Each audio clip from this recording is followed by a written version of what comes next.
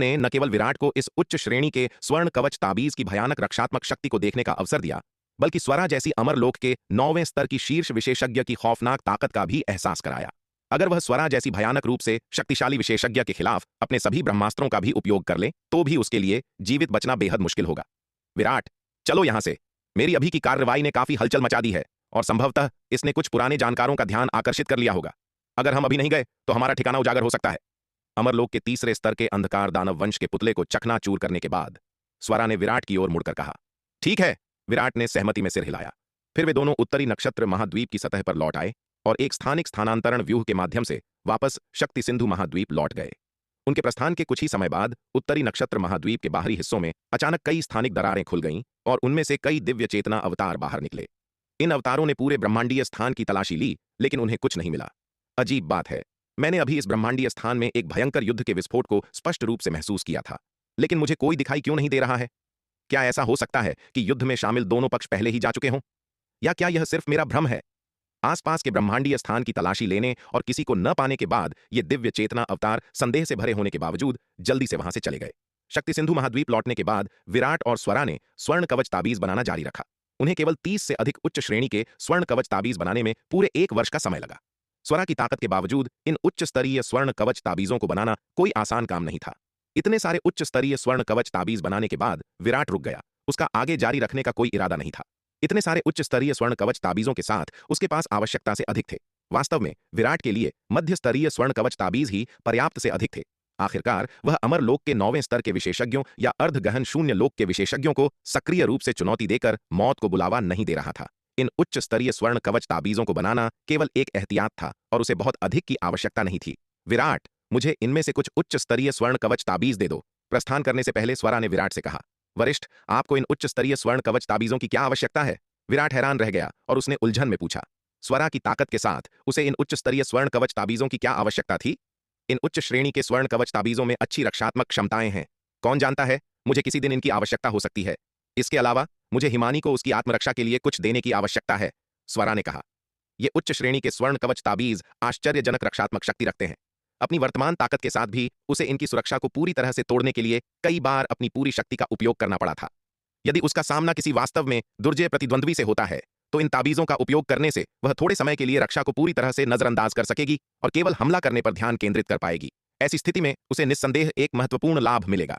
ठीक है। यह सुनने के बाद विराट ने अपने लिए केवल 20 उच्च श्रेणी के स्वर्ण कवच ताबीज रखे और बाकी स्वरा को दे दिए।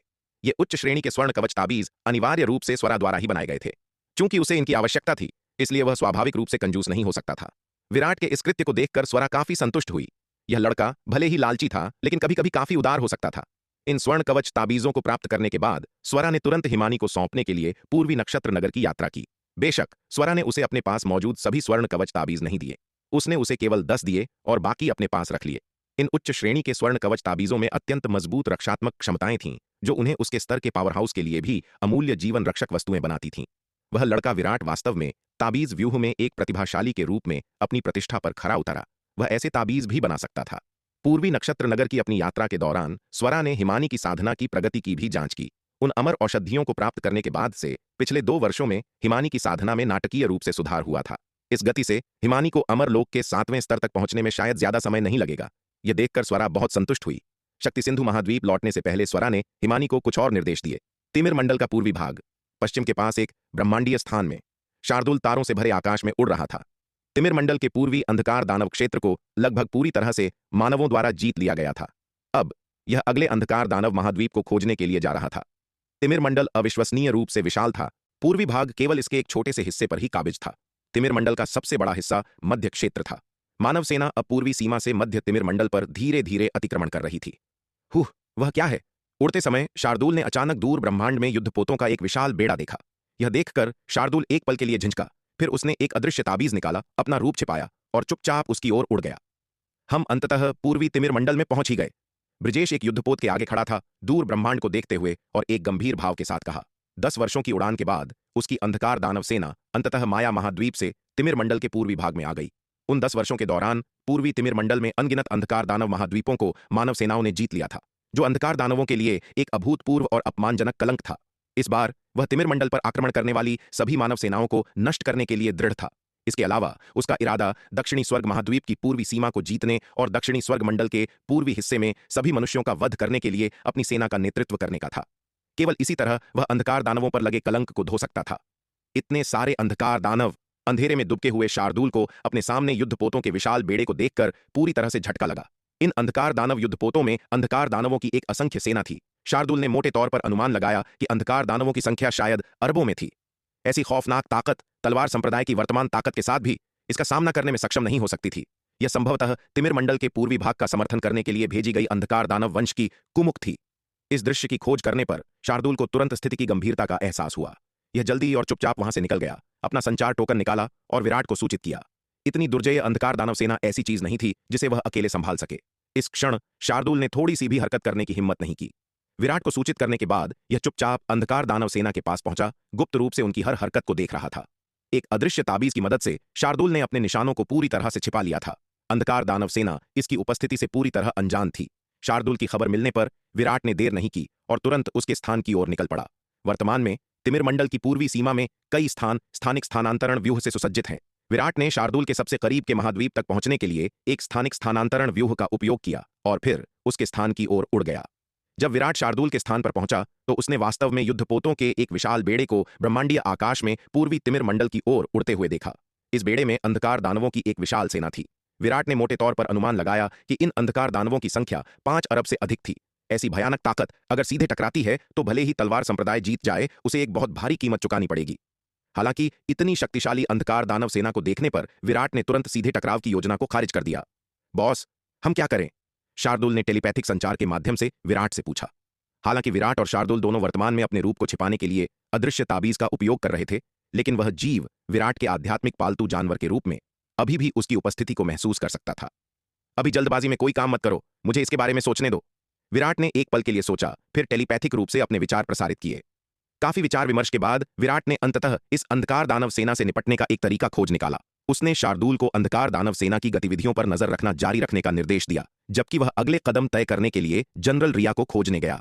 शक्ति सिंधु महाद्वीप में विराट का स्वर्ण नाग अवतार भी स्वरा के प्रांगण में पहुंचा और उसे स्थिति की जानकारी दी। विराट, तुम क्या करने की योजना बना रहे हो? क्या तुम्हें मेरी मदद की आवश्यकता है? स्वरा ने विराट के स्वर्ण नाग अवतार की ओर देखते हुए पूछा। इतनी शक्तिशाली अंधकार दानव सेना तलवार संप्रदाय की क्षमताओं से परे थी। इसकी वर्तमान ताकत को देखते हुए उसकी वर्तमान ताकत अपने चरम पर वापस आ गई थी। यहां तक कि उसकी चोट से पहले की तुलना में दर्जनों गुना अधिक मजबूत थी। अपनी वर्तमान ताकत के साथ वह इस पूरी अंधकार दानव सेना का सफाया कर सकती थी अगर उसने कीमत की परवाह किए बिना काम किया। बेशक, विराट के स्वर्ण नाग अवतार ने कहा। उस समय कृपया हमारी सेना का सहयोग करें। हाँ, बस मुझे बताओ कि तुम्हें क्या चाहिए। स्वरा आसानी से सहमत हो गई। अंधकार दानवों से निपटने में मदद करने के लिए वह स्वाभाविक रूप से कर्तव्यबद्ध थी। अब कृपया मुझे कुछ दांव ताबीज बनाने में मदद करें, विराट के स्वर्ण नाग अवतार ने कहा। किस तरह के दांव ताबीज? स्वरा ने उत्सुकता से पूछा। दिव्य अग्नि स्वर्ण ताबीज, विराट के स्वर्ण नाग अवतार ने कहा। अपनी वर्तमान ताकत के साथ वह पहले से ही 100 अमर दिव्य स्फटिकों से युक्त दिव्य अग्नि स्वर्ण ताबीज बना सकता था। हालांकि ये दिव्य अग्नि स्वर्ण ताबीज अधिकतम अमरलोक के चौथे स्तर के योद्धा को ही मार सकते थे। उनकी शक्ति अभी भी कुछ अपर्याप्त थी। विराट को कम से कम नुकसान के साथ अंधकार दानव सेना को खत्म करने के लिए अधिक शक्तिशाली दिव्य अग्नि स्वर्ण ताबीज बनाने में मदद करने के लिए स्वरा की आवश्यकता थी। तिमिर मंडल का पूर्वी भाग, अंतरिक्ष के विशाल विस्तार में युद्धपोतों का एक विशाल बेड़ा तेजी से तिमिर मंडल के पूर्वी हिस्से की ओर बढ़ रहा था। तभी अंतरिक्ष की दूर दराज के क्षेत्रों से एक शक्तिशाली युद्ध की लहर उठी। इस लहर को महसूस करते हुए ब्रजेश की नजरें तेज हो गईं और उसने उस दिशा में देखा। वह उस अविश्वसनीय रूप से दूर ब्रह्मांडीय स्थान में भयंकर युद्ध में लगे एक दर्जन आकृतियों को स्पष्ट रूप से देख सकता था। एक पक्ष अंधकार दानव था और दूसरा मानव। ब्रजेश स्पष्ट रूप से अंधकार दानवों का मानवों द्वारा पीछा किए जाते हुए देख सकता था। हालांकि दोनों पक्षों की संख्या लगभग बराबर थी, लेकिन अंधकार दानव मानवों के लिए कोई मुकाबला नहीं थे। हालांकि क्योंकि युद्ध बहुत दूर था, वह केवल एक सामान्य रूपरेखा देख सकता था और बारीकियों का पता नहीं लगा सकता था। एल्डर राका, वहां जाओ और देखो कि क्या हो रहा है। ब्रजेश ने तुरंत एल्डर राका को आदेश दिया। जी जनरल ब्रजेश, एल्डर राका ने उत्तर दिया, फिर बेड़े को छोड़कर उस स्थान की ओर उड़ गया। हालांकि वह और ब्रजेश दोनों अमरलोक के 7वें स्तर के विशेषज्ञ थे, वह शक्ति और स्थिति दोनों में ब्रजेश से बहुत कमतर था। इसलिए वह केवल ब्रजेश के आदेशों का पालन कर सकता था। जैसे ही एल्डर राका उस स्थान की ओर बढ़ा, दूरी पर हो रहे युद्ध में कई और अमरलोक के अंधकार दानव मारे गए। यह देखकर एल्डर राका क्रोधित और चिंतित दोनों था। ये बेकार मूर्ख, वे समान स्तर के मानव योद्धाओं के हमलों का भी सामना नहीं कर सके, जिससे अंधकार दानव जाति पूरी तरह से अपमानित हुई। स्थिति की तात्कालिकता को देखते हुए एल्डर राका ने उस स्थान की ओर तेजी से उड़ान भरी। युद्ध में शामिल दोनों पक्षों ने स्पष्ट रूप से एल्डर राका की तीव्र प्रगति पर ध्यान दिया था। पीछा किए जा रहे अमरलोक के अंधकार दानव बहुत खुश हुए और तुरंत एल्डर राका की दिशा में भाग गए। उनका पीछा कर रहे मानव योद्धाओं का उन्हें जाने देने का कोई इरादा नहीं था।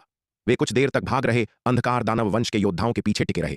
अंत में इन मानव योद्धाओं के अथक प्रयास के तहत अंधकार दानव वंश का लगभग पूरी तरह से वध कर दिया गया था। अमरलोक के चौथे स्तर का केवल एक अंधकार दानव वंश का योद्धा पीछा करने से बच निकला।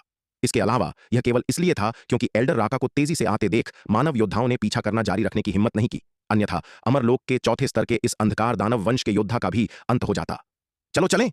एल्डर राका को तेजी से आते देख गुरु गोविंद ने अपना हाथ हिलाया और संध्या, विनीत, श्रुति, देविका, गीतिका और श्रवण वर्षा विद्यापीठ के अन्य योद्धाओं का नेतृत्व किया, जो जल्दी से दूर ब्रह्मांडीय तारों वाले आकाश की ओर उड़ गए।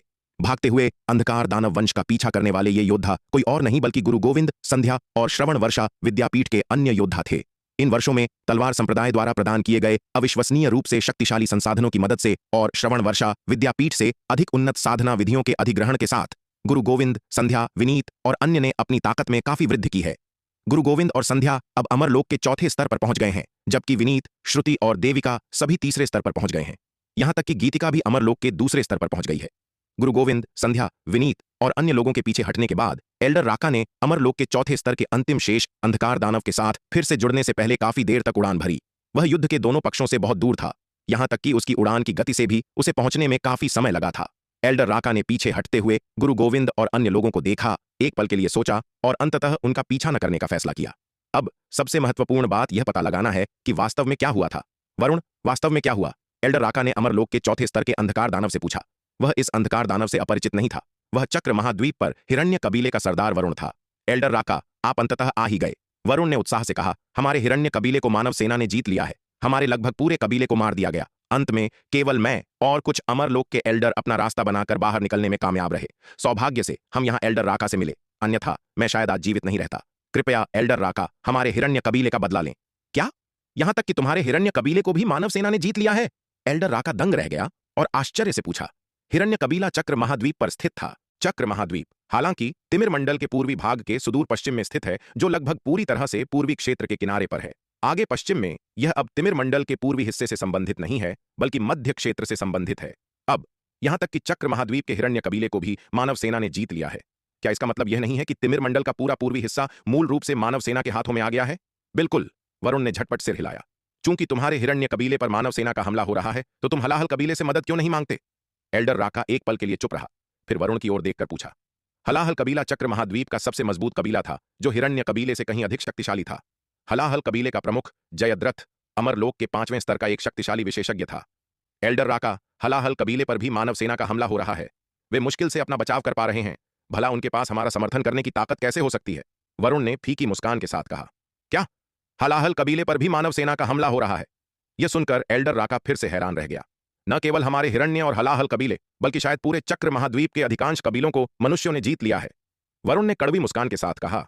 अगर एल्डर राका जल्दी आ जाते तो शायद वे हलाहल कबीले को बचा सकते थे, लेकिन अगर वे समय पर नहीं आते तो मुझे डर है कि हलाहल कबीला भी हमारे हिरण्य कबीले के नक्शेकदम पर चलता। यह सुनकर एल्डर राका का चेहरा बहुत गंभीर हो गया। उसे पता था कि सेरेली क्षेत्र के पूर्वी हिस्से में स्थिति खराब हो सकती है, लेकिन उसे यह उम्मीद नहीं थी कि यह इतनी भयानक होगी। यहां तक कि चक्र महाद्वीप को भी लगभग मानव सेना ने जीत लिया था। मानव सेना ने इतने बड़े क्षेत्र पर कब्जा कर लिया था। यह उनके तिमिर मंडल के इतिहास में अभूतपूर्व था। अंधकार दानवों और मानवों के बीच युद्ध में दक्षिणी स्वर्ग मंडल के मानव हमेशा रक्षात्मक रहे थे। उन्होंने कभी भी उनके तिमिर मंडल के क्षेत्र पर आक्रमण नहीं किया था। इतने विशाल क्षेत्र को जीतने की तो बात ही छोड़ दें, तिमिर मंडल के लिए यह एक अभूतपूर्व अपमान था। चलो चलें, पहले मेरे साथ जनरल ब्रजेश से मिलने आओ, एल्डर राका ने लंबी चुप्पी के बाद वरुण से कहा। अगली कार्रवाई ब्रजेश के निर्णय पर निर्भर थी। उसे इस अंधकार दानव सेना में सौंपा गया था, जो पूर्वी तिमिर मंडल का समर्थन करने के लिए ब्रजेश के साथ था, लेकिन केवल एक सहायक क्षमता में। इस सेना का वास्तविक निर्णयकर्ता अभी भी इसका कमांडर ब्रजेश ही था। एल्डर राका वरुण को बेड़े में वापस ले गया और ब्रजेश को स्थिति की सूचना दी। रिपोर्ट सुनने के बाद ब्रजेश चुप हो गया। वरुण, कितने मानव सैनिकों ने तुम्हारे हिरण्य कबीले पर हमला किया? ब्रजेश ने वरुण से पूछा। लगभग 5 करोड़, वरुण ने एक पल सोचने के बाद जवाब दिया। 5 करोड़ सैनिकों ने तुम्हारे हिरण्य कबीले का सफाया कर दिया? यह सुनकर ब्रजेश ने भौहें सिकोड़ी। जनरल, आप इस बात से अनजान हैं कि ये मानव सेनाएं अत्यंत शक्तिशाली हैं, आम मानव सेनाओं से कहीं बेहतर, वरुण ने जल्दी से समझाया। हम्फ, ब्रजेश ने ठंडी सांस ली। उसका चेहरा भावहीन था। स्पष्ट रूप से वह वरुण के स्पष्टीकरण से संतुष्ट नहीं था। हिरण्य कबीला आखिरकार चक्र महाद्वीप पर एक शक्तिशाली कबीला था, फिर भी इसे केवल 5 करोड़ मानव सैनिकों ने मिटा दिया। वे बस बेकार कचरे का एक झुंड थे। अभी हलाहल कबीले पर कितने मानव सैनिक हमला कर रहे हैं? ब्रजेश ने वरुण से पूछा। भले ही वह एक अविश्वसनीय रूप से शक्तिशाली अंधकार दानव सेना की कमान संभालता था, फिर भी ब्रजेश ने जल्दबाजी में कोई काम नहीं किया। आखिरकार विलोम भी तिमिर मंडल के पूर्वी हिस्से में गिर गया था, जो यह दर्शाता है कि प्रतिद्वंद्वी की ताकत को कम नहीं आंका जाना चाहिए। यद्यपि इस बार वह जिस सेना का नेतृत्व कर रहा था, वह संख्या और शक्ति दोनों के मामले में विलोम की सेना से कई गुना अधिक मजबूत थी, फिर भी उसने लापरवाह होने की हिम्मत नहीं की। ब्रजेश अच्छी तरह जानता था कि विलोम किस तरह का व्यक्ति था। विलोम जैसा कौतुक भी तिमिर क्षेत्र के पूर्वी हिस्से में गिर गया था, तो वह लापरवाह होने की हिम्मत कैसे कर सकता था? इसलिए कार्रवाई करने से पहले, उसे निर्णय लेने से पहले दूसरे पक्ष की स्थिति को समझना था।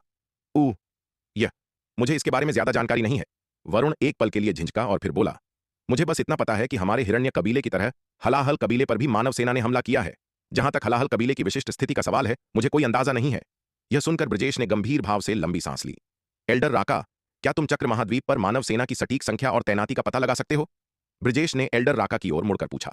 गजासुर ने एल्डर राका को उसकी सहायता के लिए आने की व्यवस्था करने का मुख्य कारण यह था कि एल्डर राका दक्षिणी स्वर्ग मंडल के पूर्वी और उत्तर पूर्वी भागों में खुफिया जानकारी का प्रभारी था।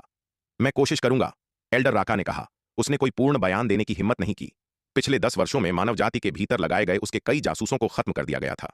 यहां तक कि उसका सबसे महत्वपूर्ण जासूस कौस्तुभ भी मारा गया था। इससे दक्षिणी स्वर्ग मंडल के पूर्वी हिस्से की उसकी खुफिया कवरेज काफी कम हो गई।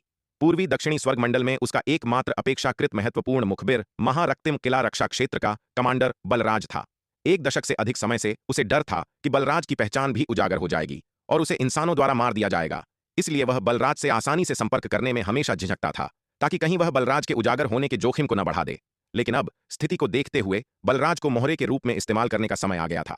एल्डर राका ने अपना संचार टोकन निकाला और बलराज से संपर्क किया। महारक्तिम किला रक्षा क्षेत्र के कमांडर के रूप में बलराज को मानव सेना के भीतर की स्थिति की अपेक्षाकृत स्पष्ट समझ होनी चाहिए। हालांकि एल्डर राका ने जिसकी उम्मीद नहीं की थी, वह यह था कि यह मोहरा जिस पर वह भरोसा कर रहा था, पहले ही विराट के हाथों में पड़ चुका था। शक्ति सिंधु महाद्वीप। विराट के स्वर्ण नाग अवतार ने अपने हाथ में कंपन कर रहे संचार टोकन को देखा। उसकी आंखों में एक मुस्कान चमक गई। यह आकस्मिक योजना जो उसने 10 साल से अधिक समय पहले रखी थी, अंततः आज काम आ रही थी। उस समय यह पता लगाने के बाद कि बलराज अंधकार दानव वंश के लिए एक जासूस था, उसने बलराज को नहीं मारा, बल्कि उसे केवल पकड़ लिया और कैद कर लिया। बलराज की आत्मा की खोज के माध्यम से उसे बलराज की यादों से पता चला कि बलराज एल्डर राका द्वारा भर्ती किया गया एक जासूस था। उसने बलराज की जान बख्श दी ताकि यह देखा जा सके कि क्या इस आकस्मिक योजना का उपयोग भविष्य में भी किया जा सकता है। चूंकि बलराज एल्डर राका का जासूस था, इसलिए एल्डर राका अनिवार्य रूप से देर सबेर उससे फिर से संपर्क करेगा। यदि उस समय बलराज के संचार टोकन का उपयोग करके एल्डर राका को गलत जानकारी प्रदान करने से अप्रत्याशित परिणाम मिलते हैं, तो यह काफी प्रभावी होगा। और अब वह अवसर अंततः आ गया था। विराट के स्वर्ण नाग अवतार ने एल्डर राका के संदेश का उत्तर देने के लिए बलराज के संचार टोकन का उपयोग किया। बेशक उसने जो जानकारी दी वह गलत थी। वास्तव में न केवल उसने एल्डर राका को जो जानकारी दी थी वह गलत थी, बल्कि वरुण द्वारा प्रदान की गई जानकारी भी गलत थी। असली वरुण को पहले ही पकड़ लिया गया था। एल्डर राका जिस वरुण से मिला वह केवल अमरलोक के चौथे स्तर का एक पुतला अवतार था जिसे उसने बनाया था। वह दृश्य जो ब्रजेश और एल्डर राका ने देखा, गुरु गोविंद, संध्या और अन्य लोग वरुण और अन्य अंधकार दानवों का पीछा कर रहे थे, यह विराट द्वारा उनके लिए किया गया एक नाटक था। वे अमरलोक के अंधकार दानव या तो विराट द्वारा बनाए गए पुतला अवतार थे या अंधकार दानव पुतले थे जिन्हें उसने बनाया था। इस दिखावे का उद्देश्य वरुण को ब्रजेश और एल्डर राका के पास भेजना था, उन्हें गलत जानकारी बताना और उन्हें उस जाल में फंसाना था जो उसने पहले ही बिछा दिया था। सच कहूं तो ब्रजेश के विभिन्न प्रदर्शनों को देखते हुए वह वास्तव में एक अत्यंत उत्कृष्ट सेनापति था। उसके नेतृत्व वाली अंधकार दानव सेना को आमने सामने हराना कोई आसान काम नहीं होगा। स्वरा की मदद से भी तलवार संप्रदाय को शायद बहुत भारी कीमत चुकानी पड़ेगी।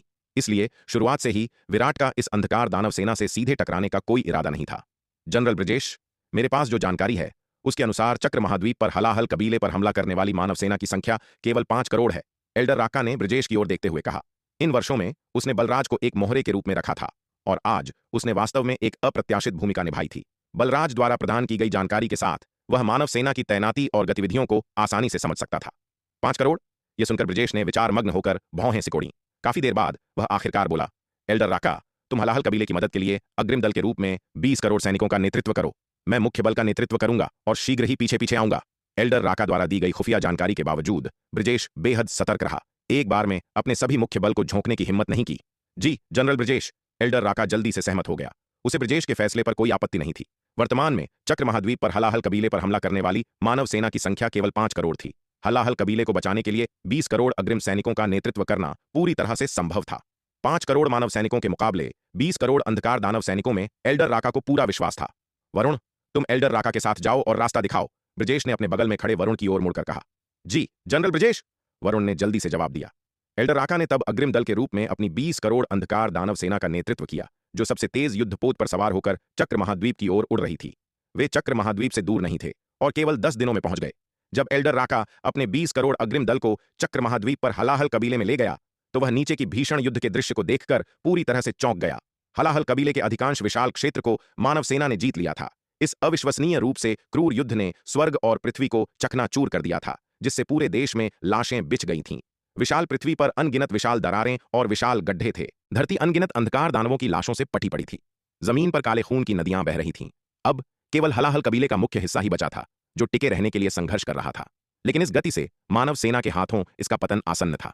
यह देखकर एल्डर राका ने हिचकिचाने की हिम्मत नहीं की और तुरंत अपनी सेना को सहायता प्रदान करने के लिए आगे बढ़ाया। बेशक विराट को एल्डर राका की अंधकार दानव सेना के आगमन का पहले से ही पता था। उसने व्यक्तिगत रूप से तलवार संप्रदाय की सबसे कुलीन सेना, तलवार संप्रदाय की सेना का नेतृत्व किया, जो एल्डर राका के अग्रिम दल का सामना करने के लिए महासुवर्ण युद्ध व्यूह का निर्माण कर रही थी।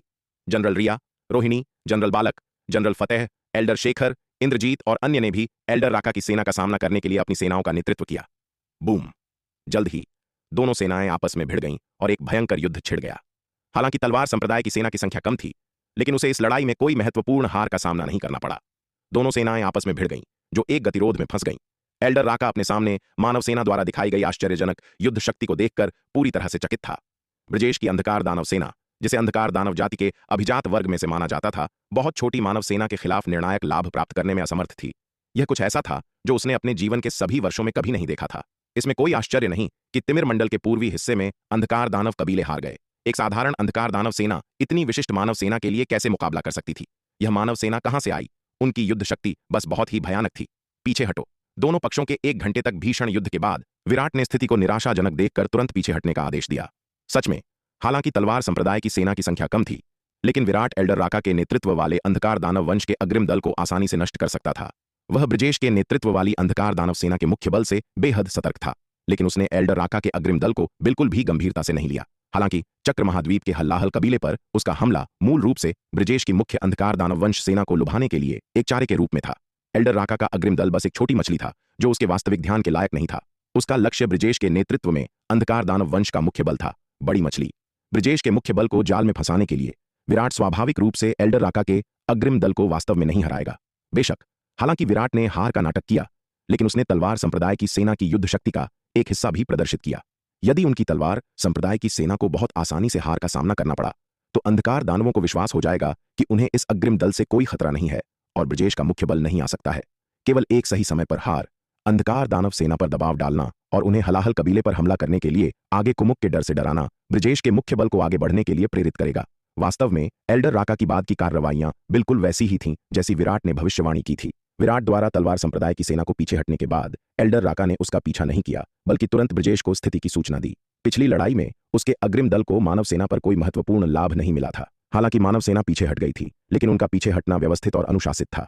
अगर वह अपनी सेना को पीछा करने में ले जाता तो उसे कोई लाभ नहीं मिल पाता। वास्तव में यदि वे दुश्मन द्वारा बिछाए गए जाल में फंस जाते तो उन्हें भारी नुकसान होता। इसलिए तलवार संप्रदाय की सेना के पीछे हटने का सामना करते हुए एल्डर राका ने अपनी सेना को पीछे करने की हिम्मत नहीं की और वह केवल असहाय होकर तलवार संप्रदाय की सेना को वापस जाते हुए देख सकता था। इस महान युद्ध के 5 दिनों के बाद ब्रजेश के नेतृत्व में अंधकार दानव वंश सेना का मुख्य बल अंततः चक्र महाद्वीप पर हलाहल कबीले में आ गया। ब्रजेश के आगमन को देखकर एल्डर राका और हलाहल कबीले के सरदार जयद्रथ उसका स्वागत करने के लिए आनन फानन में बाहर आए। जयद्रथ, तिमिर मंडल के पूर्वी भाग में अब क्या स्थिति है? ब्रजेश ने जयद्रथ की ओर देखते हुए पूछा। अफसोस, जहां तक मुझे पता है हमारे चक्र महाद्वीप के पूर्व का क्षेत्र मूल रूप से पूरी तरह से मानव जाति के हाथों में आ गया है। जयद्रथ ने यह सुनकर लंबी सांस ली। इसके अलावा यहां तक कि उस तारा क्षेत्र में भी जहां हमारा चक्र महाद्वीप स्थित है, केवल हमारा चक्र महाद्वीप बचा है, जो मुश्किल से जीवन से चिपका हुआ है। अन्य महाद्वीपों को सभी मानव सेना ने जीत लिया है। अगर एल्डर राका सहायता प्रदान करने के लिए कुछ दिन पहले समय पर नहीं आते तो हमारे हल्लाहल कबीले का भी विनाश ही होता। दक्षिणी स्वर्ग मंडल के पूर्वी मोर्चे की ताकत इतनी शक्तिशाली कब हो गई?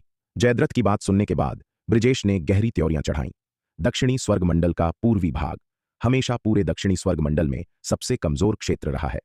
दक्षिणी स्वर्ग मंडल के पूर्वी मोर्चे में भी दक्षिणी स्वर्ग मंडल के सभी मोर्चों में सबसे कम रक्षात्मक क्षमताएं हैं। लंबे समय तक दक्षिणी स्वर्ग मंडल के पूर्वी मोर्चे को अंधकार दानवों द्वारा लगातार दबाया जाता रहा है, जो उनके लिए कोई खतरा पैदा करने में असमर्थ रहा है। लेकिन अब तिमिर मंडल का उनका पूरा पूर्वी क्षेत्र गिर गया है, लगभग पूरी तरह से मानव जाति के हाथों में आ गया है। यह ब्रजेश के लिए बिल्कुल अविश्वसनीय है। हालांकि उसे एल्डर राका से दक्षिणी स्वर्ग मंडल के पूर्वी हिस्से की स्थिति की कुछ समझ थी। दक्षिणी स्वर्ग मंडल के पूर्वी मोर्चे की समग्र ताकत पिछले 10 वर्षों में विराट नाम के एक रहस्यमय युवक के प्रकट होने के कारण बहुत बढ़ गई थी। लेकिन उसे यह उम्मीद नहीं थी कि दक्षिणी स्वर्ग मंडल के पूर्वी मोर्चे की समग्र ताकत उसकी उम्मीद से भी ज्यादा मजबूत थी। एल्डर राका, क्या तुम्हें विराट नाम के इस युवक के बारे में कुछ पता चला है? ब्रजेश ने एल्डर राका की ओर देखते हुए पूछा। अभी नहीं। एल्डर राका ने यह सुनकर असहाय होकर सिर हिलाया। इन वर्षों में उसने विराट की पृष्ठभूमि की जांच करने के लिए हर संभव साधन का उपयोग किया था, लेकिन उसे अभी भी कोई उपयोगी जानकारी नहीं मिली थी। इसके अलावा विराट की जांच की प्रक्रिया में उसने एक अत्यंत महत्वपूर्ण मोहरे कौस्तुभ का भी बलिदान कर दिया था। 1 दशक से अधिक समय तक उसने विराट की जांच करने के लिए अनगिनत गुप्त एजेंटों का इस्तेमाल किया था, लेकिन न केवल उसे कुछ भी पता नहीं चला, उसने मानव जाति के भीतर लगाए गए लगभग सभी जासूसों का भी सफाया कर दिया था। अब बलराज सहित मुट्ठी भर एजेंट ही उसके पास बचे थे। एल्डर राका की बात सुनकर ब्रजेश का चेहरा काला पड़ गया। उनके अंधकार दानव वंश को इतना भारी नुकसान हुआ था, फिर भी उन्हें यह भी नहीं पता था कि उनका प्रतिद्वंद्वी कौन है। यह एक घोर अपमान था। ब्रजेश ने अनगिनत वर्षों तक युद्ध के मैदान में लड़ाई लड़ी थी, लेकिन उसने ऐसी निराशाजनक स्थिति का कभी सामना नहीं किया था। पहले बस जाओ, ब्रजेश ने हाथ हिलाकर आदेश दिया। एक बार जब हमें मानव सेना की तैनाती का पता चल जाएगा तो हम पलटवार की रणनीति बनाएंगे। मैं उन्हें हमारे तिमिर मंडल का हर इंच ब्याज समेत वापस करने पर मजबूर कर दूंगा। चूंकि अन्य क्षेत्रों को मानवों ने जीत लिया था, इसलिए वह फिलहाल चक्र महाद्वीप पर ही बस सकता था। मानवों द्वारा जीते गए महाद्वीपों पर स्थिति की गहन जांच के बाद ही पलटवार शुरू किया जा सकता है। अभी यहां तक कि मानव सेना की तैनाती भी स्पष्ट नहीं है। जल्दबाजी में की गई कार्रवाई से केवल भ्रम और लक्ष्यहीन भटकन होगी। जी जनरल ब्रजेश। ब्रजेश की बात सुनकर अंधकार दानव सेनापतियों ने तुरंत उसके आदेशों को आगे बढ़ाया और हलाहल कबीले में बस गए। जनरल ब्रजेश, कृपया। हलाहल कबीले के सरदार जयद्रथ ने ब्रजेश और एल्डर राका को हलाहल कबीले के सबसे शानदार हॉल में बसाने के लिए आमंत्रित किया। बाद में उसने हलाहल कबीले के शेष एल्डर्स को अंधकार दानव जनरलों को हलाहल कबीले के भीतर विभिन्न स्थानों पर ले जाने का निर्देश दिया। विराट, ब्रजेश और एल्डर राका को यह संदेह भी नहीं हुआ कि जयद्रथ एक धोखेबाज है। स्वरा हलाहल कबीले के पास छिपी हुई इस दृश्य को आश्चर्य से देख रही थी और उसने अपने विचार विराट को प्रेषित किए। हलाहल कबीले के असली सरदार जयद्रथ को उसने पहले ही गुप्त रूप से पकड़ लिया था। वर्तमान में हलाहल कबीले में जो जयद्रथ है वह अंधकार दानव जाति का विराट का पुतला अवतार मात्र है। जिस क्षण से विराट ने ब्रजेश की अंधकार दानव सेना के ठिकाने की खोज की, उसने एक विशाल जाल बुनना शुरू कर दिया। ब्रजेश के इसमें गिरने की प्रतीक्षा कर रहा था। चाहे वह गुरु गोविंद, संध्या और अन्य लोग वरुण के हिरण्य कबीले के अमर लोक के अंधकार दानवों का पीछा कर रहे हों, केवल रास्ते में ब्रजेश की अंधकार दानव सेना का सामना करने के लिए या तलवार संप्रदाय की सेना हलाहल कबीले पर हमला कर रही हो, यह सब विराट की सुनियोजित योजना का हिस्सा था। यदि तलवार संप्रदाय वास्तव में हलाहल कबीले पर पूर्ण पैमाने पर हमला करने का इरादा रखता था, तो हलाहल कबीला अपनी वर्तमान ताकत के साथ एल्डर राका के अग्रिम दल के आने तक किसी भी तरह से टिक नहीं सकता था। चीफ जयद्रथ सहित हलाहल कबीले के कई उच्च पदस्थ सदस्यों को स्वरा द्वारा पहले ही गुप्त रूप से पकड़ लिया गया था, जिसने हलाहल कबीले में घुसपैठ की थी। स्वरा की ताकत के साथ, उसकी अदृश्य तकनीक और छिपे हुए ताबीज के साथ गुप्त रूप से अमरलोक के 5वें स्तर के साधक जयद्रथ जैसे अंधकार दानव को पकड़ना एक आसान काम था और इससे किसी को कोई भनक नहीं लगेगी। हलाहल कबीले के भीतर विराट पहले ही अनगिनत दिव्य अग्निस्वर्ण ताबीज दफन कर चुका था, जो ब्रजेश की मुख्य सेना के आने का इंतजार कर रहा था। ब्रजेश की अंधकार दानव सेना अविश्वसनीय रूप से शक्तिशाली थी। इतनी बड़ी सेना को खत्म करने के लिए सीधे हमले में स्वरा जैसी शीर्ष विशेषज्ञ को भी भारी कीमत चुकानी पड़ेगी। इसके अलावा क्या उन्हें मिटाया भी जा सकता है, यह अनिश्चित था। आखिरकार अंधकार दानवों की विशाल संख्या एक बार युद्ध के मैदान में उतरने के बाद भयानक शक्ति को उजागर करेगी। हालांकि उनके शिविर में दिव्य अग्निस्वर्ण ताबीज दफनाकर और उन्हें तुरंत विस्फोट करके कम से कम नुकसान के साथ अधिकतम अंधकार दानवों का सफाया किया जा सकता है। स्वरा की बात सुनकर विराट ने उसकी ओर देखा और पूछा, वरिष्ठ, अगर आप ब्रजेश की जगह होती तो क्या आप संदेह करती कि जयद्रथ एक धोखेबाज है? स्वरा एक पल के लिए अवाक रह गई। वास्तव में अगर वह ब्रजेश की स्थिति में होती तो यह संदेह करना मुश्किल होता कि जयद्रथ एक धोखेबाज था, क्योंकि विराट की योजना बस बहुत निर्दोष थी। अविश्वसनीय रूप से शक्तिशाली अदृश्य तकनीक और अदृश्य ताबीज के साथ विराट के ताबीज दृश्यों की अद्वितीय महारत के साथ यह असंभव लगने वाली योजना संभव हो गई। अदृश्य तकनीक और अदृश्य ताबीज के बिना यहां तक कि उसके जैसी शक्तिशाली विशेषज्ञ भी भारी सुरक्षा वाले हलाहल कबीले को मूर्ख नहीं बना सकती थी। चुपचाप जयद्रथ के निवास में घुसपैठ कर सकती थी और उसे पकड़ सकती थी। इसके अलावा अदृश्य तकनीक और अदृश्य ताबीज के साथ भी विराट के ताबीज दृश्यों की अद्वितीय महारत के बिना, जिससे वह चुपचाप हलाहल कबीले के चेतावनी दृश्यों से बच सके, वह अभी भी ऐसा नहीं कर पाती। वह जो इतनी आसानी से सब कुछ देख सकती थी, उसका कारण सिर्फ यह था कि विराट ने उसे पूरी योजना बता दी थी और वह व्यक्तिगत रूप से इसके निष्पादन में शामिल थी। अब विराट की योजना को फिर से याद करते हुए स्वरा की रीढ़ में सिहरन दौड़ गई। विराट वास्तव में भयानक था। अगर वह दुश्मन होता तो यह एक बिल्कुल भयानक बुरा सपना होता, लेकिन शुक्र है वह दुश्मन नहीं था, बल्कि अपना ही था। जिसे बुरे सपने आने चाहिए वह उनका दुश्मन था, अंधकार दानव वंश। वरिष्ठ, देखना बंद करें, हमें चलना चाहिए, विराट ने टेलीपैथी के माध्यम से स्वरा से कहा। यह देखने के बाद कि अंधकार दानव वंश सेना लगभग बस गई है, उसने हलाहल कबीले में अनगिनत दिव्य अग्नि स्वर्ण ताबीज दफन किए थे। एक बार जब इन दिव्य अग्नि स्वर्ण ताबीज में विस्फोट हो जाएगा तो वे जो शक्ति उजागर करेंगे वह अकल्पनीय होगी। उसने हलाहल कबीले के पास रहने की हिम्मत नहीं की। अगर वह विस्फोट की लहर में फंस गया तो वह भी मारा जा सकता है, जो एक बहुत बड़ा मजाक होगा। ठीक है, यह सुनकर स्वरा ने सिर हिलाया और टेलीपैथी के जरिए कहा। फिर वे दोनों एक साथ हलाहल कबीले के आसपास से चले गए। एक बार जब वे बहुत दूर हो गए तो विराट के अंधकार दानव वंश के पुतले अवतार जयद्रथ, जिसे उसने हलाहल कबीले में छोड़ दिया था, ने तुरंत दिव्य अग्नि स्वर्ण ताबीज में विस्फोट कर दिया, जो पूरे हलाहल कबीले में विभिन्न स्थानों पर दबे हुए थे। बूम! पूरे हलाहल कबीले में तुरंत एक भयानक विस्फोट हुआ।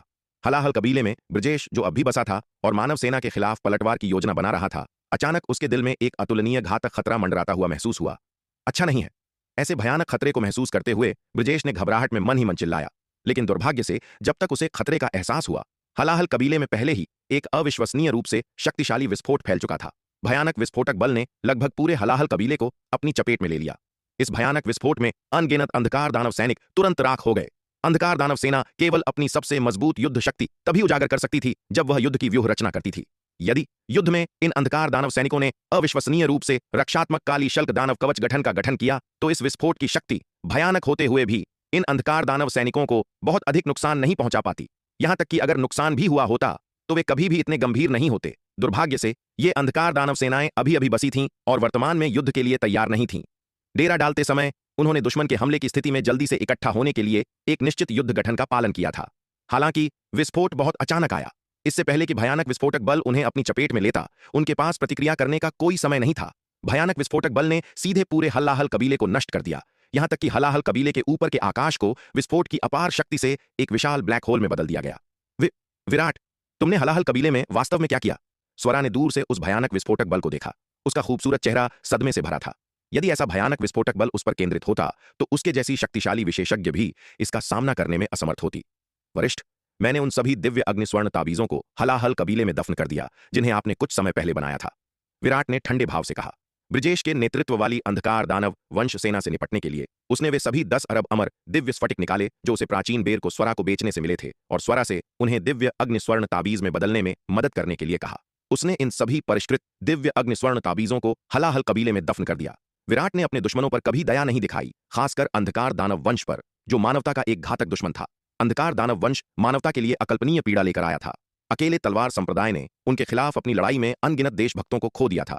ऐसे नश्वर शत्रु से निपटने के लिए विराट का एक ही लक्ष्य था, किसी भी आवश्यक माध्यम से उनका सर्वनाश करना। 10 अरब अमर दिव्य स्फटिक, यह एक ऐसा भाग्य था जिसे अमरलोक के 9वें स्तर के कई विशेषज्ञ भी शायद ही प्राप्त कर सकते थे। स्वरा जैसी शीर्ष स्तरीय अमरलोक के 9वें स्तर की विशेषज्ञ के पास ही इतने सारे अमर दिव्य स्फटिक हो सकते थे। इतने सारे अमर दिव्य स्फटिकों से जाली दिव्य अग्नि स्वर्ण ताबीजों की एक साथ विस्फोट करने की शक्ति अकल्पनीय थी। ब्रजेश के नेतृत्व वाली अंधकार दानव वंश सेना से निपटने के लिए ही विराट ने इन दिव्य अग्नि स्वर्ण ताबीजों को पूरे हलाहल कबीले में तैनात किया था। इस प्रकार विस्फोटक बल को फैला दिया था। अन्यथा यदि उसने इन सभी दिव्य अग्नि ताबीजों को एक स्थान पर केंद्रित किया होता तो विस्फोट की शक्ति संभवतः और भी भयानक होती। उस स्थिति में अमरलोक के 9वें स्तर के विशेषज्ञ के लिए भी विस्फोटक शक्ति शायद असहनीय होती। धीरे धीरे कम होने से पहले एक पूरे दिन तक यह पृथ्वी विनाशकारी विस्फोट चला। जब विस्फोट के भयानक झटके शांत हुए तो पूरा हलाहल कबीला लगभग पूरी तरह से मिट गया। ब्रजेश के नेतृत्व वाली अंधकार दानव सेना का कम से कम 70% हिस्सा इस भयानक विस्फोट में सीधे नष्ट हो गया। जो लोग बच गए वे भी लगभग सभी गंभीर रूप से घायल हो गए थे। यहां तक कि ब्रजेश और एल्डर राका, 2 अमरलोक के 7वें स्तर के अंधकार दानव विशेषज्ञ भी अब अकल्पनीय चोटों का सामना कर रहे थे। वरिष्ठ, चलिए चलते हैं, विराट ने स्वरा से कहा। ओह ठीक है। विराट की बात सुनकर स्वरा आखिरकार होश में आ गई, मानो किसी सपने से जाग रही हो। पृथ्वी को हिला देने वाले विस्फोट ने वास्तव में उसे चौंका दिया था। इतना समय बीत जाने के बाद भी वह उस अथाह सदमे में डूबी हुई थी। अब जाकर जब विराट ने उसे याद दिलाया तो वह होश में आई। फिर दोनों चमके और हलाहल कबीले की ओर उड़ गए। हलाहल कबीले पर पहुंचने के बाद दोनों सीधे कबीले के मध्य क्षेत्र की ओर चल पड़े। उनका लक्ष्य 2 सेनापति ब्रजेश और एल्डर राका थे। ब्रजेश और एल्डर राका को जिंदा पकड़ने के लिए जब विराट ने उन दिव्य अग्निस्वर्ण ताबीजों को स्थापित किया तो उसने जानबूझकर हलाहल कबीले के मध्य क्षेत्र में कम ताबीज रखे ताकि ब्रजेश और एल्डर राका मारे न जाएं। ये 2 अंधकार दानव अमरलोक के 7वें स्तर के शक्तिशाली प्राणियों के रूप में अंधकार दानव जनजाति के आंतरिक मामलों के बारे में बहुत कुछ जानते होंगे। यदि वे उन्हें पकड़ सके तो वे उनकी यादों से अंधकार दानव जनजाति के आंतरिक मामलों के बारे में अधिक जान सकते थे। उन्हें सीधे मारना बहुत बड़ी बर्बादी होगी। जब विराट और स्वरा पहुंचे तो ब्रजेश और एल्डर राका हलाहल कबीले के मलबे से बाहर निकलने के लिए संघर्ष कर रहे थे, जो मलबे में तब्दील हो गया था। भयानक विस्फोट में उन्हें जानलेवा चोटें आई थीं। हालांकि वे बाल बाल बच गए थे, लेकिन वे आधे मरे हुए थे। अब भी ब्रजेश और एल्डर राका अभी भी स्तब्ध थे। वे विस्फोट से पूरी तरह स्तब्ध थे और उन्हें कोई अंदाजा नहीं था कि क्या हुआ है। हलाहल कबीले को अचानक इतने भयानक विस्फोट का सामना क्यों करना पड़ेगा, वे बस समझ ही नहीं पा रहे थे। वे अभी तिमिर क्षेत्र के पूर्वी हिस्से में पहुंचे थे और अभी तक आधिकारिक तौर पर मानव सेना से उलझे भी नहीं थे और उनका लगभग सफाया हो गया था। यह परिणाम कुछ ऐसा था जिसकी ब्रजेश और एल्डर राका कभी कल्पना भी नहीं कर सकते थे। जैसे ही ब्रजेश मलबे से निकला, उसके सामने दो आकृतियां दिखाई दीं। इन दो आकृतियों ने अपनी आभा को पूरी तरह से छुपा लिया था। उनके साधना स्तरों को उनकी उपस्थिति से पहचानना असंभव था। हालांकि ब्रजेश ने उनमें से एक को पूरी तरह से पहचान लिया। अमर खड्गस्वरा, तुम अभी भी जीवित हो? अपने सामने आश्चर्यजनक रूप से खूबसूरत महिला को देखकर ब्रजेश पूरी तरह से चौंक गया, खौफ में चिल्लाया।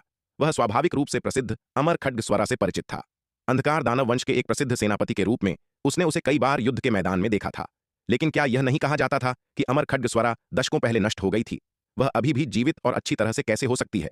इसके अलावा न केवल वह जीवित थी, बल्कि वह तिमिर मंडल की पूर्वी सीमा में चुपचाप दिखाई भी दी थी। क्या हो रहा था? स्वरा को अपने सामने देखकर ब्रजेश और भी अधिक भ्रमित हो गया। मैं अभी भी जीवित हूं। क्या तुम अंधकार दानव निराश हो? स्वरा ने उपहास किया। उसने आगे शब्दों से परेशान नहीं किया, बस एक ही इशारे से ब्रजेश की साधना को सील कर दिया। अपनी वर्तमान ताकत के साथ केवल ब्रजेश से निपटना केक का एक टुकड़ा था। ब्रजेश को पकड़ने के बाद स्वरा और विराट ने खंडहरों में एल्डर राका को पाया। स्वरा को देखकर एल्डर राका का सदमा ब्रजेश से भी ज्यादा था। यह याद रखना महत्वपूर्ण है कि उसने व्यक्तिगत रूप से स्वरा की अंतिम हत्या का आदेश दिया था। उसने कौस्तुभ और बलराज को पूर्वी नक्षत्र महाद्वीप भाग गई स्वरा को खत्म करने का निर्देश दिया था। उन परिस्थितियों में कौस्तुभ और बलराज सबसे उपयुक्त उम्मीदवार थे। अपनी हालत में स्वरा उनके लिए कोई मुकाबला नहीं थी। इसके अलावा अंधकार दानव वंश ने उन्हें एक शक्तिशाली छाया दानव शंकु प्रदान किया था। उन परिस्थितियों में उनका हमला घातक रहा होगा और वास्तव में कौस्तुभ और बलराज ने सफलतापूर्वक स्वरा को मार डाला था। लेकिन अब स्वरा, जिसे मर जाना चाहिए था, उसके सामने जीवित खड़ी थी और प्रतीत होता है कि वह अपनी चोटों से भी उबर चुकी थी। इस दृश्य को देखकर एल्डर राका पूरी तरह से स्तब्ध रह गया। उसे बस समझ नहीं आ रहा था कि क्या हो रहा है। क्या ऐसा हो सकता है कि कौस्तुभ और बलराज ने उसे गलत जानकारी दी हो? एल्डर राका को जो पता नहीं था वह यह था कि कौस्तुभ और बलराज को भी गरुड़नाथ और किलेदार रंजीत ने धोखा दिया था। जब गरुड़नाथ और किलेदार रंजीत ने पूर्वी नक्षत्र महाद्वीप के बाहरी इलाकों में स्वरा पर घात लगाकर हमला किया, हालांकि वे स्वरा को छाया दानव शंकु से मारने में सफल रहे, लेकिन स्वरा को अंततः विराट ने बचा लिया, जो संयोग से तेजस पर्वत से गुजर रहा था। स्वरा पर सफलतापूर्वक घात लगाकर हमला करने के बाद गरुड़नाथ और किलेदार रंजीत उसका शरीर खोजने में विफल रहे। कौस्तुभ और बलराज से सजा के डर से उन्होंने अपनी भागीदारी को उजागर करने की हिम्मत नहीं की और इसके बजाय उन्हें बताया कि उन्होंने स्वरा को मार डाला है। चूंकि गरुड़नाथ और किलेदार रंजीत ने घात के दौरान स्वरा पर छाया दानव शंकु से प्रहार करने के क्षण को कैद करने के लिए एक रिकॉर्डिंग कलाकृति का उपयोग किया था, इसलिए जब उन्होंने कौस्तुभ और बलराज को यह फुटेज भेजा तो उन्हें अपनी बातों की सत्यता पर संदेह नहीं हुआ। आखिरकार उस समय स्वरा की स्थिति को देखते हुए उस स्तर के छाया दानव शंकु के पूर्ण शक्ति के हमले से उसका बचना असंभव होता। इसी तरह जब कौस्तुभ ने एल्डर राका को फुटेज प्रेषित किया तो एल्डर राका को भी कुछ भी संदेह नहीं हुआ। इसलिए पूरे अंधकार दानव वंश का मानना था कि स्वरा को मार दिया गया था, लेकिन किसी को भी यह उम्मीद नहीं थी कि विराट के उपचार के कारण अंततः स्वरा जीवित बच जाएगी। विराट के अप्रत्याशित हस्तक्षेप के बिना स्वरा निस्संदेह छाया दानव शंकु के घातक प्रहार से मर जाती। दुर्भाग्य से विराट के पास सर्वोच्च खजाना अनंत परम मीनार था, जिसने स्वरा को मौत के मुंह से वापस खींच लिया। इसके अलावा विराट द्वारा प्रदान किए गए अविश्वसनीय रूप से शक्तिशाली संसाधनों के साथ स्वरा न केवल मृत्यु से बच निकली बल्कि पूरी तरह से ठीक हो गई और पहले से कहीं दर्जनों गुना अधिक मजबूत हो गई। ये घटनाएं सभी के लिए पूरी तरह से अप्रत्याशित थीं। न तो अंधकार दानव वंश और न ही मानव वंश कल्पना कर सकता था कि स्वरा इतनी बुरी तरह से घायल होने के बाद जीवित रहने का कोई मौका पा सकती है और यहां तक कि एक दिन अपनी चरम शक्ति भी हासिल कर लेगी। जिस क्षण एल्डर राका ने स्वरा को देखा, उसे एहसास हुआ कि मानव वंश के भीतर एक बड़ा चर उभर आया है। यह चर मानव वंश के खिलाफ युद्ध में अंधकार दानव वंश के लिए करारी हार का कारण भी बन सकता है। दक्षिणी स्वर्ग मंडल के पूर्वी भाग में मौजूद रहस्य, या यूं कहें विराट के आसपास के रहस्य, उनकी कल्पना से कहीं अधिक थे। यदि विराट को जल्द ही खत्म नहीं किया गया तो तिमिर मंडल को जिन परिणामों का सामना करना पड़ेगा वे अकल्पनीय होंगे। दुर्भाग्य से भले ही एल्डर राका को इस समस्या का एहसास हुआ, लेकिन अब उसके पास अंधकार दानव वंश को वापस खबर देने का मौका नहीं था। विराट और स्वरा के हाथों में उसके पास संघर्ष करने की कोई गुंजाइश नहीं थी। यहां तक कि अगर वह मरना चाहता तो भी वह मर नहीं सकता था। विराट, तुम्हारा वह मूर्ख बाघ कहां है? ब्रजेश और एल्डर राका को पकड़ने के बाद स्वरा ने विराट से पूछा। वरिष्ठ क्या चाहती हैं? विराट हैरान रह गया और उसने उलझन में पूछा। अपने उस मूर्ख बाघ को बुलाओ और इन दोनों को वापस ले जाने को कहो। स्वरा ने ब्रजेश और एल्डर राका की ओर इशारा करते हुए कहा। इन दोनों को ले जाना बहुत परेशानी भरा है, तुम इन्हें खुद क्यों नहीं ले जाते? ब्रजेश और एल्डर राका अमरलोक के 7वें स्तर के अंधकार दानव होने के नाते विशाल थे। अंधकार दानव जाति का साधना स्तर जितना ऊंचा होता है, उनके शरीर उतने ही बड़े हो जाते हैं। ब्रजेश और एल्डर राका के शरीर लाखों मील लंबे थे। विराट और स्वरा दोनों इंसान इन दो दानवों के सामने चींटियों की तरह तुच्छ लग रहे थे। बेशक स्वरा की ताकत से अमरलोक के 7वें स्तर के दो अंधकार दानवों को ले जाना अभी भी काफी आसान था। यह बस बहुत सौंदर्यपूर्ण नहीं लगेगा। स्वरा विराट के सामने अपनी छवि को लेकर बहुत चिंतित थी, इसलिए उसका इन दो दानवों को ले जाने का कोई इरादा नहीं था। स्वरा की बात सुनकर विराट के पास ब्रजेश और एल्डर राका को शक्ति सिंधु महाद्वीप वापस ले जाने के लिए शार्दुल को बुलाने के अलावा कोई विकल्प नहीं था। जहां तक हलाहल कबीले में बचे हुए अंधकार दानवों का सवाल है, विराट ने उन्हें नजरअंदाज कर दिया। वहां की गंदगी को स्वर्णनाग अवतार और तलवार संप्रदाय की जनरल रिया की सेना आसानी से साफ कर सकती थी। उसके मुख्य शरीर और स्वरा को वहां रहने की कोई आवश्यकता नहीं थी। हलाहल कबीले में विराट का स्वर्णनाग अवतार जनरल रिया, रोहिणी, इंद्रजीत, जनरल फतेह, एल्डर शेखर और अन्य के साथ युद्ध के मैदान को साफ करने के लिए तलवार संप्रदाय की सेना का नेतृत्व कर रहे थे। उपाध्यक्ष दिवाकर, एल्डर दुष्यंत, रणविजय, एल्डर रोहन, हिमशिखा और अन्य तलवार संप्रदाय के विशेषज्ञ स्वाभाविक रूप से सेना के पीछे पीछे हलाहल कबीले के विभिन्न हिस्सों में गश्त कर रहे थे। हलाहल कबीले में इस महान युद्ध में ये तलवार संप्रदाय के विशेषज्ञ विडंबना यह है कि बहुत कम काम आए। विराट की योजना में एल्डर राका के अग्रिम दल के साथ प्रारंभिक झड़प के अलावा इस अंधकार दानव सेना के साथ कोई और जुड़ाव नहीं था। यह अविश्वसनीय रूप से शक्तिशाली अंधकार दानव सेना पहले ही बड़े पैमाने पर नष्ट हो चुकी थी। जो अंधकार दानव बचे थे वे लगभग सभी गंभीर रूप से घायल थे। ये जीवित बचे अंधकार दानव किसी भी वास्तविक युद्ध शक्ति का निर्माण करने में शायद ही सक्षम थे। तलवार संप्रदाय की सेना की तेजी से प्रगति का सामना करते हुए उनके पास कोई प्रभावी प्रतिरोध करने का कोई तरीका नहीं था। विराट का स्वर्ण नाग अवतार हलाहल कबीले के ऊपर मंडरा रहा था, सब कुछ उदासीनता से देख रहा था। उसे युद्ध के मैदान की सफाई को व्यक्तिगत रूप से संभालने की आवश्यकता नहीं थी। तलवार संप्रदाय की सेना सक्षम से अधिक थी। उसके स्वर्ण नाग अवतार को किसी भी अप्रत्याशित घटना को रोकने के लिए केवल वहीं रहने की आवश्यकता थी। जैसे ही तलवार संप्रदाय की सेना हलाहल कबीले में युद्ध के मैदान की सफाई कर रही थी, अचानक कबीले के ऊपर एक स्थानिक दरार खुल गई। यह देखकर विराट के स्वर्ण नाग अवतार ने तुरंत अपना धनुष उठाया, एक तीर चढ़ाया और स्थानिक दरार की ओर एक तीर चलाने के लिए पवन देव बाण विद्या का उपयोग किया। तीर से एक दिव्य अग्नि स्वर्ण ताबीज बंधा हुआ था। वूश! जैसे ही तीर छोड़ा गया, अकल्पनीय गति से एक प्रकाश की लकीर स्थानिक दरार में चली गई। उसके तुरंत बाद तीर से बंधा दिव्य अग्नि स्वर्ण ताबीज फट गया। बूम! नया बना स्थानिक मार्ग तुरंत ढह गया। एक भयानक स्थानिक तूफान तुरंत सभी दिशाओं में बाहर की ओर फैल गया। स्थानिक दरार के दूसरी ओर से एक क्रोधित गर्जना हल्की सी सुनाई दी। स्थानिक दरार को नष्ट करने के बाद विराट के स्वर्ण नाग अवतार ने एक पल के लिए विचार किया और फिर जनरल रिया को तलवार संप्रदाय की सेना को अस्थायी रूप से पीछे हटने का नेतृत्व करने का आदेश दिया। उसने हलाहल कबीले की तरफ दिव्य अग्नि स्वर्ण ताबीज का उपयोग करके जो पृथ्वी विनाशकारी विस्फोट किया था, उसने संभवतः अंधकार दानव वंश के कुछ उच्च पदस्थ सदस्यों का ध्यान आकर्षित किया होगा। उस स्थानिक दरार का खुलना शायद अंधकार दानव वंश के किसी शक्तिशाली सदस्य द्वारा स्थानिक मार्ग को फाड़ने और जांच के लिए अपना दिव्य चेतना अवतार भेजने का एक प्रयास था। ऐसी घटनाओं के दोहराए जाने की संभावना थी। विराट स्वाभाविक रूप से अंधकार दानव वंश के उन शक्तिशाली सदस्यों से नहीं डरता था जिन्होंने अपना दिव्य चेतना अवतार भेजा था। यदि विरोधी व्यक्तिगत रूप से आता तो विराट स्वाभाविक रूप से उनका सामना करने की हिम्मत नहीं करता। हालांकि भले ही इतनी दूर से एकमात्र दिव्य चेतना अवतार उतरे, इसकी ताकत सीमित होगी। इसके अलावा विराट के स्वर्ण नाग अवतार के क्षेत्र की रक्षा करने के साथ भले ही अंधकार दानव वंश के विशेषज्ञ अंतरिक्ष को फाड़ना चाहें और अपने दिव्य चेतना अवतारों को नीचे भेजना चाहें, उन्हें मौका नहीं मिलेगा। जैसे ही वे ऐसा करेंगे, विराट का स्वर्ण नाग अवतार तुरंत पवन देव बाण विद्या को छोड़ देगा, उनके द्वारा बनाए गए स्थानिक मार्गों को नष्ट कर देगा। वास्तव में स्थानिक दरारों को नष्ट किए बिना भी विराट को विश्वास था कि वह अंधकार दानव वंश के विशेषज्ञों के दिव्य चेतना अवतारों को उनके उतरने के बाद संभाल सकता है। इसके अलावा ऐसा करने से अभी भी अंधकार दानव वंश के विशेषज्ञों को एक दिव्य चेतना अवतार का नुकसान होगा, जिससे उनकी आत्माओं को गंभीर रूप से नुकसान होगा। हालांकि सावधानी पूर्वक विचार करने के बाद विराट ने ऐसा जोखिम लेने के खिलाफ फैसला किया।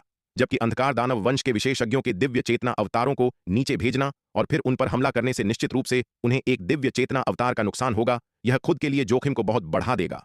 हालांकि वह उनके दिव्य चेतना अवतारों में से एक को नष्ट कर देगा, लेकिन वह उनके सामने अपने और भी रहस्य उजागर कर देगा।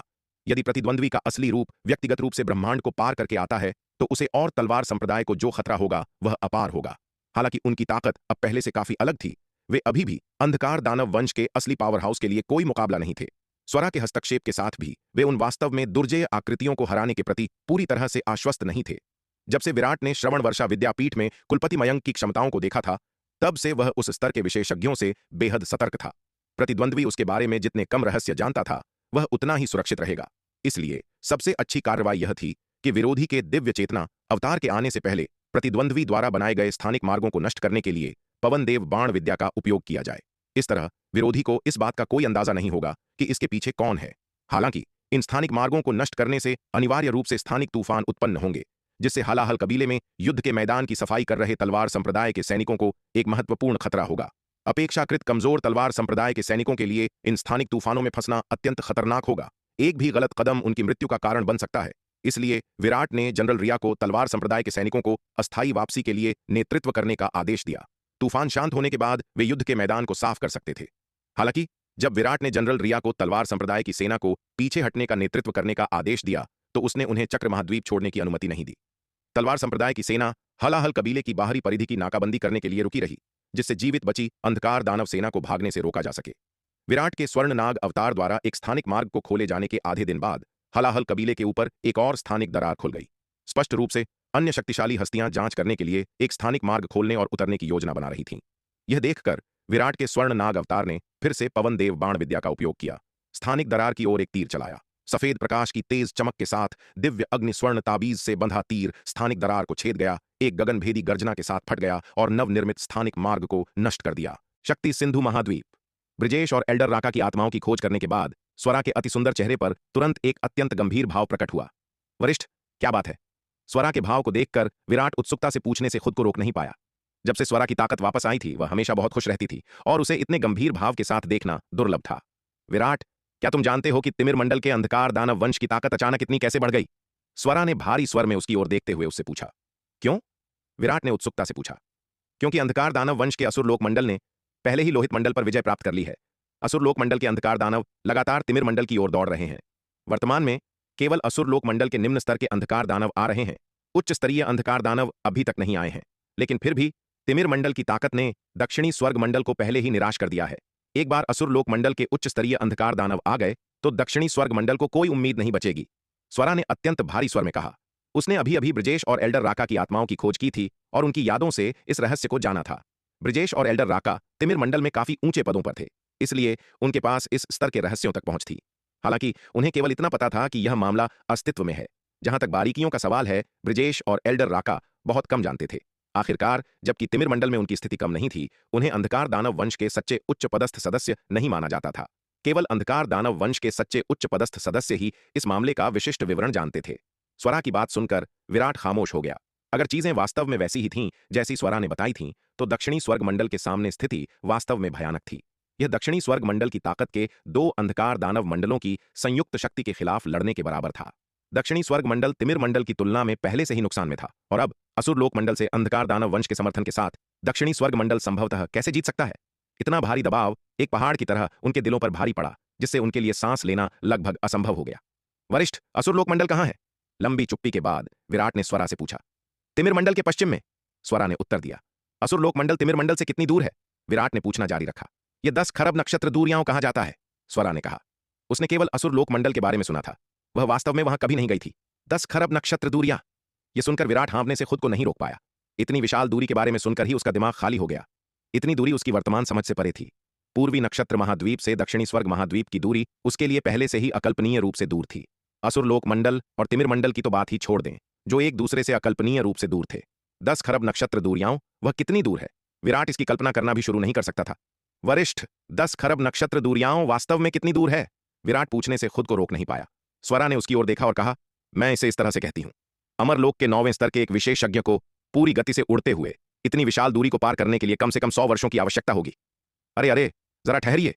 अगर आप इस कहानी को पूरा बिना कट और दमदार आवाज में सुनना चाहते हैं तो अभी प्ले स्टोर पर जाए, मिनी FM ऐप डाउनलोड करें और कहानी की दुनिया में खो जाए, जहां हर एपिसोड में है सस्पेंस, रोमांच और पूरा मजा। अभी डाउनलोड करें और सुनने का मजा कई गुना बढ़ा दें। नहीं गए तो मेरा पता चल सकता है। अमरलोक के तीसरे स्तर पर अंधकार दानव पुतले को चकनाचूर करने के बाद स्वरा विराट की ओर मुड़ी और बोली, अरे अरे, जरा ठहरिए। अगर आप इस कहानी को पूरा बिना कट और दमदार आवाज में सुनना चाहते हैं तो अभी प्ले स्टोर पर जाए, मिनी FM ऐप डाउनलोड करें और कहानी की दुनिया में खो जाए, जहां हर एपिसोड में है सस्पेंस, रोमांच और पूरा मजा। अभी डाउनलोड करें और सुनने का मजा कई गुना बढ़ा दें। इस जेड पट्टिका में श्रवण वर्षा विद्यापीठ के श्रवण वर्षा कवच नामक एक अस्त्र को तैयार करने की एक विधि है। देखें कि क्या आप इसे बना सकते हैं। श्रवण वर्षा कवच का वर्णन इसकी अपार शक्ति को दर्शाता है। यदि तलवार संप्रदाय बड़ी संख्या में श्रवण वर्षा कवच का उत्पादन